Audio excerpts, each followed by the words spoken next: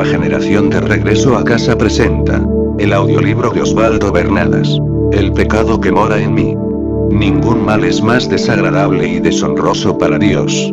Diciembre, 2018. Buenos Aires, Argentina. Teología cristiana para adultos y jóvenes. Segunda parte. Capítulo 6. El pródigo que se quedó en casa. Aunque fue el hijo quien recibió la túnica, el anillo y el calzado, la fiesta estaba dirigida al Padre.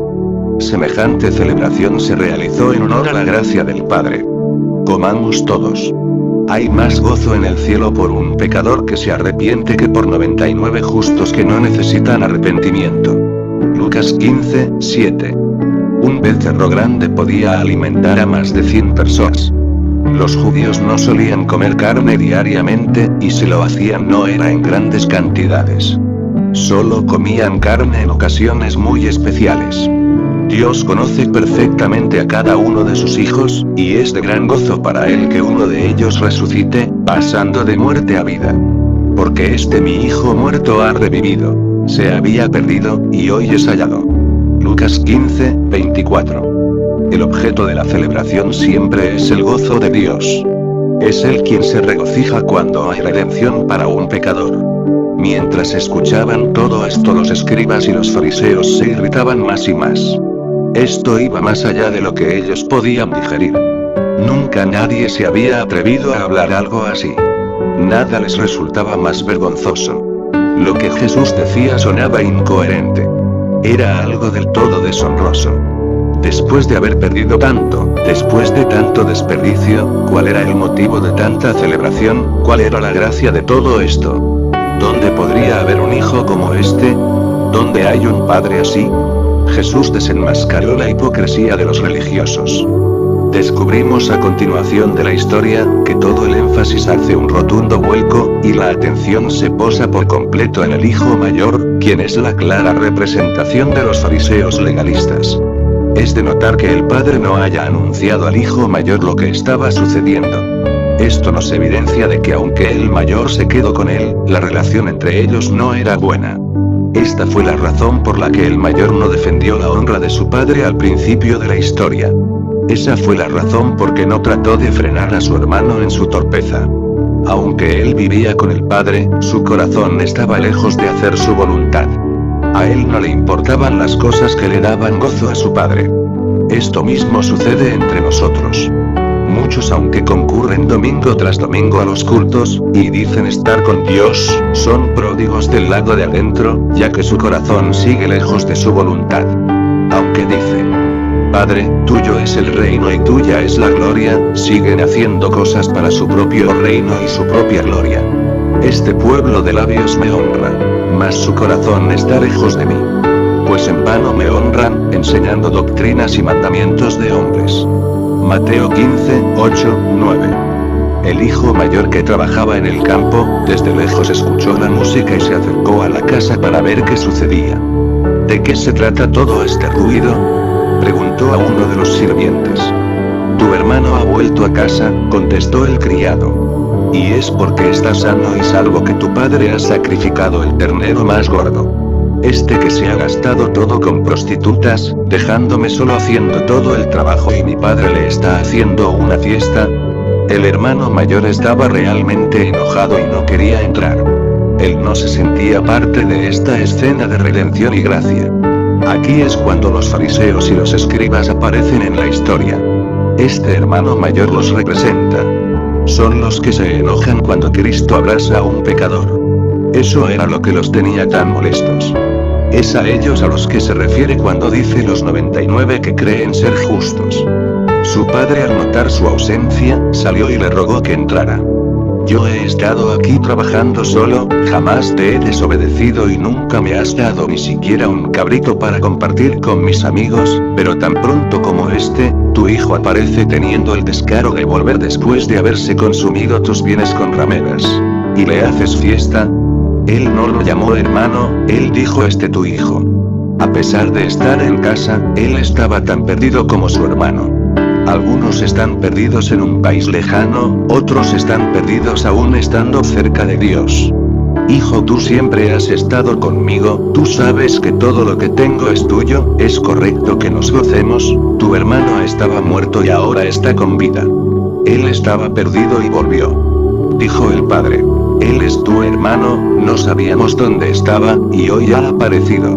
En muchas partes del Nuevo Testamento está escrito que hay fiesta en el cielo cada vez que un pecador se reconcilia con Dios. Así os digo que hay gozo delante de los ángeles de Dios por un pecador que se arrepiente. Lucas 15:10. Los ángeles se regocijan, mientras que los fariseos se disgustan. Los fariseos odian a los pecadores. Ellos no pueden soportar ver a un pecador recibir la bendición de Dios solo por gracia y misericordia. Un corazón así, es el de una persona inconversa. Ese es el corazón de alguien que no entiende la gracia de Dios. Después de haber recibido por gracia, ¿cómo puedo no regocijarme por la redención de un alma, aun si la persona fuera mi peor enemigo? Los religiosos legalistas tienen celo de los pródigos porque por dentro tienen la misma lujuria que ellos, solo que la reprimen. Son únicamente los que tienen un corazón conforme a la voluntad del Padre, los que alcanzan el propósito para el cual fueron designados. Muchas compañías financieras en el mundo utilizan el eslogan: no deposite su dinero en el lugar equivocado. Hoy Jesús nos está alertando a que no invirtamos nuestra vida en una cuenta equivocada. Una verdadera conversión nos desenfoca del pecado y nos lleva al verdadero destino. Cuando nos cristianizamos, se nos revela el lugar específico que fue asignado para nosotros. Dios no nos creó en serie. Para cada uno ideó un propósito específico. Cuando Dios nos pensó, Él soñó para nosotros un lugar definido. Si miramos en la naturaleza descubriremos que de una forma maravillosa cada ser y cada cosa tienen su lugar preciso. Sería absurdo, por ejemplo, pensar en trasladar a ciertos animales de su lugar natural a otro lugar. ¿Qué podría hacer un delfín en un árbol, o un águila en un gallinero? Dios creó tu lugar, un lugar designado y específico para ti. Dios crea por su deseo de crear y todo lo que Dios crea lo hace por amor y con amor. El pecado es lo que hace que quedemos fuera de su plan. En esta historia, el joven que era hijo y heredero de todas las cosas de la casa de su padre, por desear experimentar una vida de placeres en forma caprichosa se convierte en un miserable cuidador de cerdos. El pecado te saca del propósito que Dios planeó para tu vida. Esta verdad solo puede ser comprendida a través de la revelación de los misterios de la cruz y del poder de la resurrección de Cristo. En ocasiones Dios nos pone a prueba, permitiendo dolor en nuestra vida.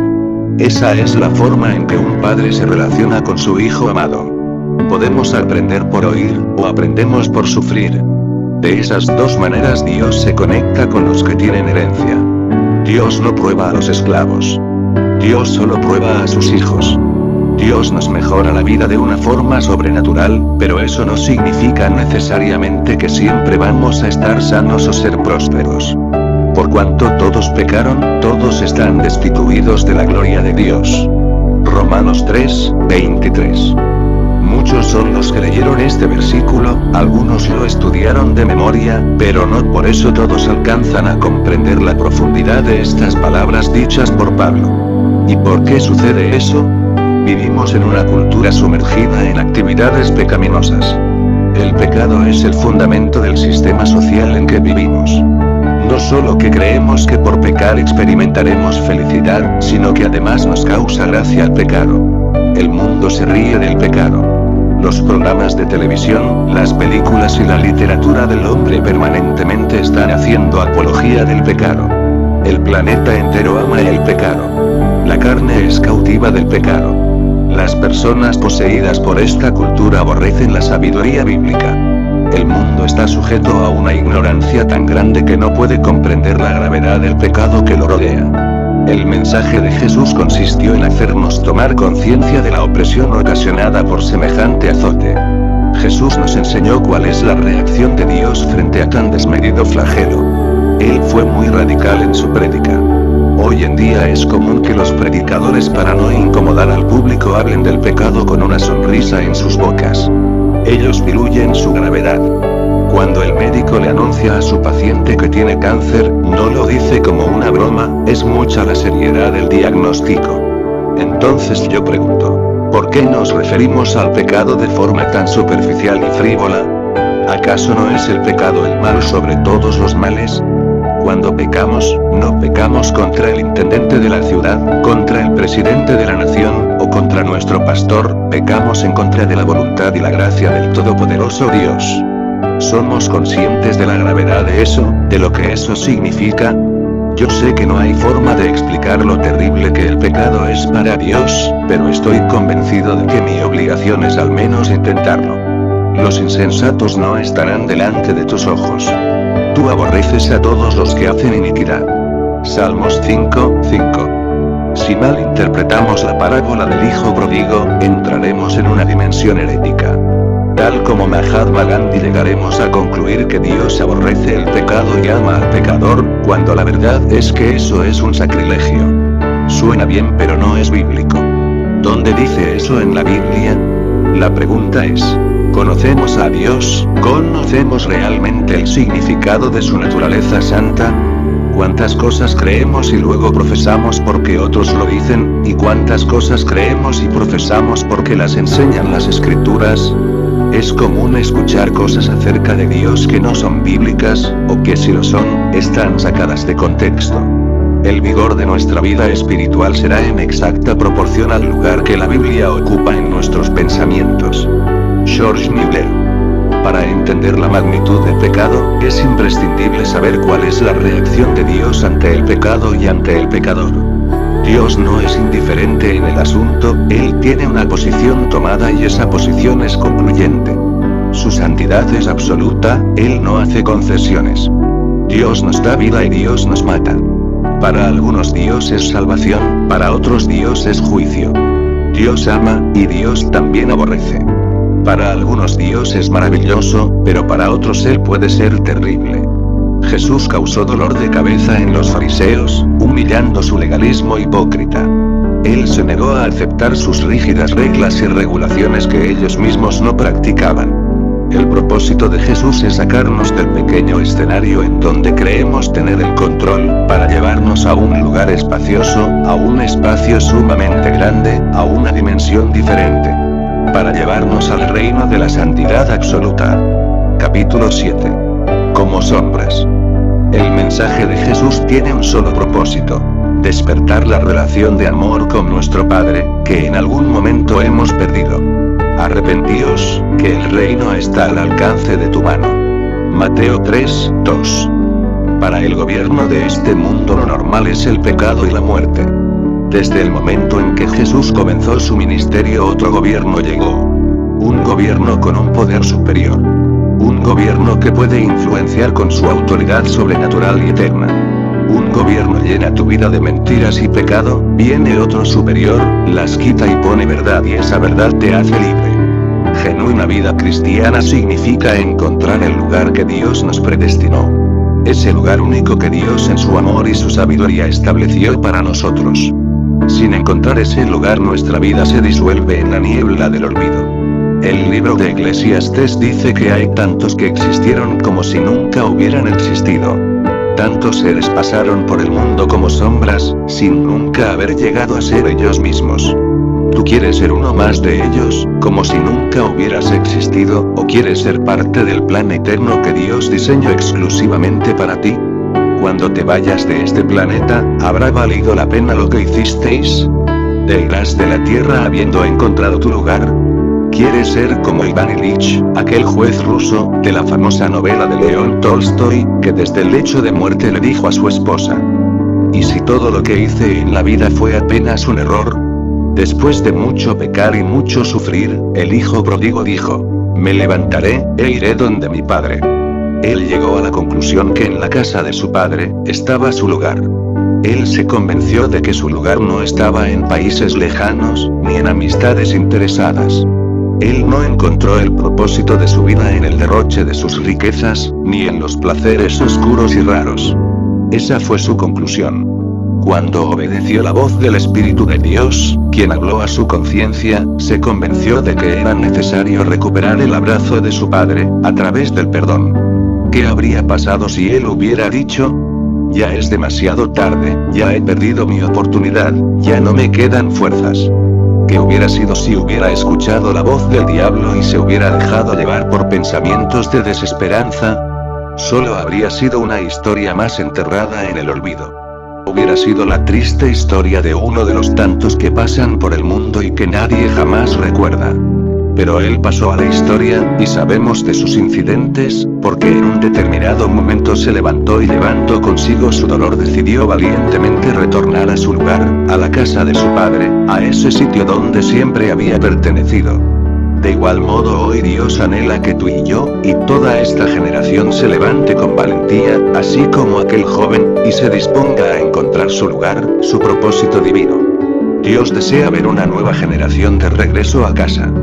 Cuando más grande sea tu determinación y tu valentía, así de grande será la bendición que Dios suelte para tu vida.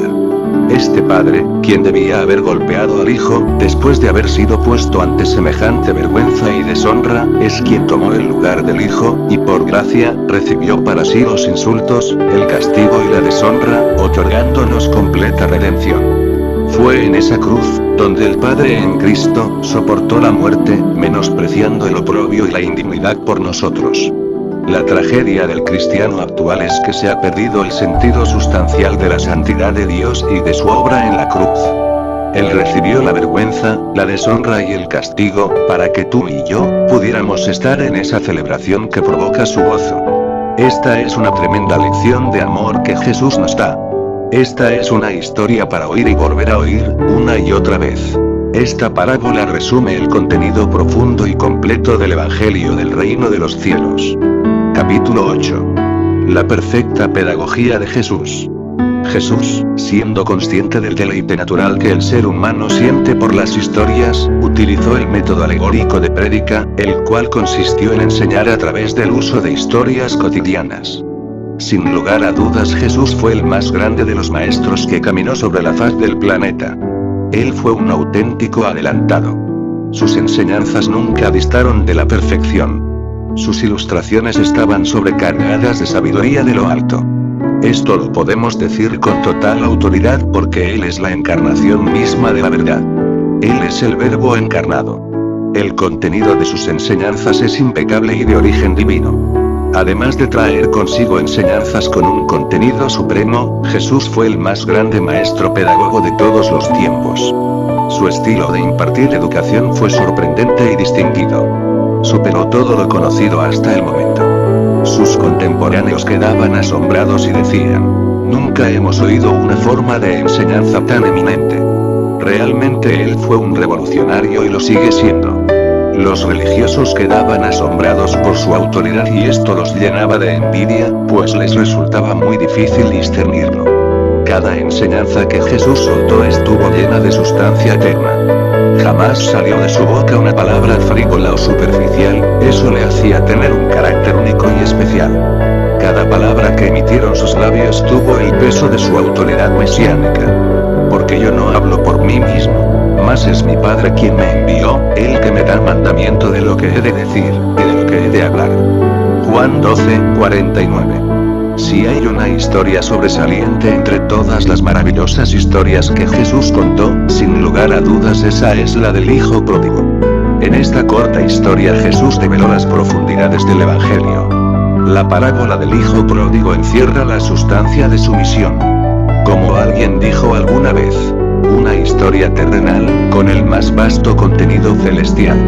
A través de esta simple historia, Jesús penetró las cavidades más complejas del pecado, en el porqué de la caída del ser, atravesando un entero espectro de emociones, desde la tristeza más profunda, hasta el gozo más grande. Desde la mayor riqueza hasta la más cruel de las pobrezas. De la diversión al dolor y de la ley a la gracia. Esta historia esconde las más íntimas verdades espirituales, que por lo general son pasadas por alto. Así como los escribas y fariseos de aquella época, estaban convencidos de que conocían a Dios y que lo representaban, hoy en día hay muchos que dicen ser creyentes, cuando en verdad, no tienen un auténtico conocimiento de Dios, de su gracia y de qué es lo que a Él le produce gozo. Personas que dicen hacer su voluntad, mientras siguen mirando con buenos ojos al pecado. El propósito de esta historia es incitarnos a que nos preguntemos, ¿hasta cuándo seguiré viviendo esta necedad? ¿Cómo pude cambiar algo tan grande por nada? ¿Cómo pude darle la espalda a mi padre de forma tan insolente? ¿Cómo pude, teniéndolo todo, creerle al diablo que había algo más? ¿Cómo pude perder semejante herencia a cambio de vivir en este chiquero de cerdos? Capítulo 9. Solo la verdad te hace libre. A través de este mensaje el Señor se propone despertarnos a la verdad. Este no es un mensaje para los que juegan a la religión. Jesús vino para resucitarnos, para hacernos libres de verdad. Jesús no vino al mundo para cambiar hombres malos en hombres buenos. Él vino al mundo para hacer que hombres muertos vivan. Leonard Ravenhill. Este mensaje es para gente seria y sincera. Es para los que están hartos del sistema. Es para los que están saturados del engaño. Para los que están en una auténtica bancarrota espiritual. Bienaventurados los pobres en espíritu, el reino les pertenece. Mateo 5:3. Cuando Dios puso al primer hombre sobre la tierra, lo invistió de su genética, dándole poder y soberanía sobre todo lo otorgado. Y dijo Dios: hagamos al hombre a nuestra imagen y semejanza. Que tenga dominio sobre los peces del mar, y sobre las aves del cielo, sobre los animales domésticos y salvajes, y sobre todos los reptiles que se arrastran por el suelo. Y Dios creó al ser humano a su imagen, conforme a su semejanza. Génesis 2:7. Esto implicó que Dios nos puso en un lugar libres de toda ansiedad, completos, en perfecta salud, y con total autoridad sobre la muerte. En ese lugar Dios se hacía presente, y también su ley.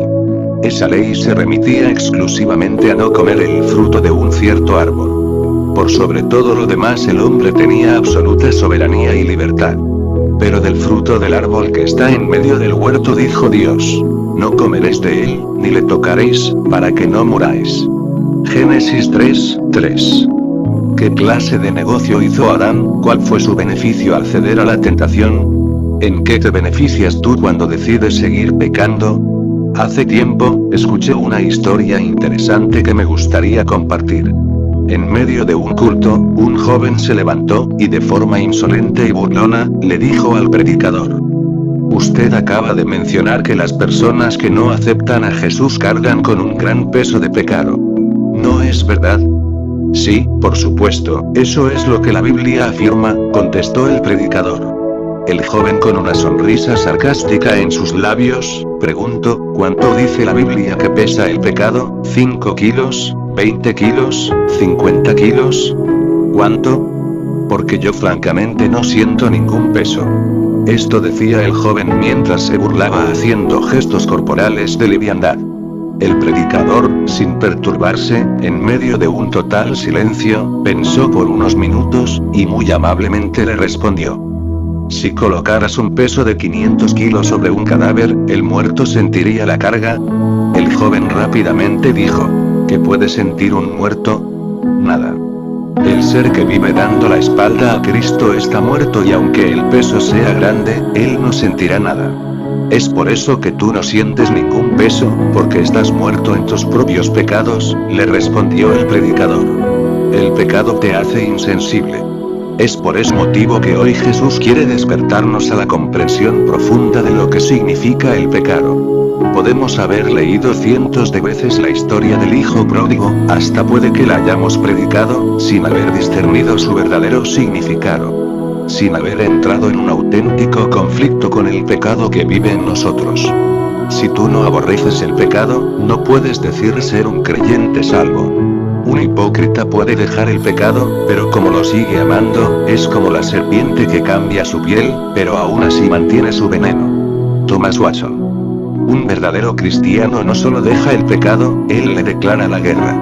Él se siente insatisfecho e impuro y reconoce lo lejos que se encuentra de la santidad de Dios, sin nunca contentarse con la condición alcanzada. Mientras estemos aprisionados dentro de este cuerpo, habrá acciones y reacciones producto del pecado que mora en los sentidos y la mente. Cristo nos instruye a ser tolerantes ante las dualidades, felicidad o aflicción, frío o calor, salud o enfermedad, trascendiendo las angustias que se derivan de la pérdida y la ganancia. Esa plataforma se alcanza en un estado de conciencia divina, cuando dependemos por completo, y ponemos en primer lugar el gobierno y las leyes del reino de Dios. Jesús nos instruye a trascender los sistemas religiosos, las culturas y los designios de este mundo, reconociéndonos apenas como hijos de Dios. La genética no redimida, esa naturaleza adámica, nos dirá: sé libre, sé tú, tu propio Dios. Jesús nos está invitando a la reflexión, a decir basta. Solo podemos comprender la magnitud de nuestro pecado, en la medida en que discernimos el esplendor y la grandeza de la santidad de Dios. Miserable de mí. ¿Quién me librará de este cuerpo de muerte? Gracias doy a Dios, por Jesucristo Señor nuestro. Así que, yo mismo con la mente sirvo a la ley de Dios, mas con la carne a la ley del pecado. Ahora, pues, ninguna condenación hay para los que están en Cristo Jesús, los que no andan conforme a la carne, sino conforme al Espíritu. Romanos 7, 24 y 8, 1. Pablo asume el conflicto, reconociendo que si no es por la gracia salvadora de Jesús es imposible liberarse del cuerpo de muerte. Cerca de la ciudad de Tarso, de donde era oriundo Pablo, había una tribu de personas que tenían leyes sumamente severas. Para los homicidas ellos aplicaban la ley del difunto pegado. Este castigo consistía en tomar el cadáver del inocente asesinado y amarrarlo junto al asesino. Cara con cara, nariz con nariz, pecho con pecho, hasta que la putrefacción del cadáver mataba al asesino. El criminal era exhibido junto a la víctima en un lugar público. Él era atado de forma tan fuerte, que le resultaba imposible liberarse. Solo le quedaba tolerar, día tras día, hasta que la corrupción del cuerpo muerto pasara a su cuerpo y tomara su propia vida. De igual modo Pablo se ve a sí mismo como aquel criminal, cara a cara con la muerte, todo el tiempo, entendiendo que estando dentro de este cuerpo de muerte siempre estamos propensos al pecado. Por eso él clama: miserable de mí. ¿Quién me librará? La pregunta que deberíamos hacer es: ¿hay solución para este conflicto? La respuesta la da Pablo un poco más adelante.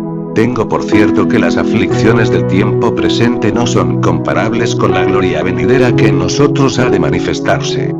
Porque el anhelo ardiente de la creación es la manifestación gloriosa de los hijos de Dios. Romanos 8, 18, 19. A pesar del envoltorio de pecado que nos esclaviza, sigue en nosotros latente la naturaleza divina que Jesús quiere resucitar.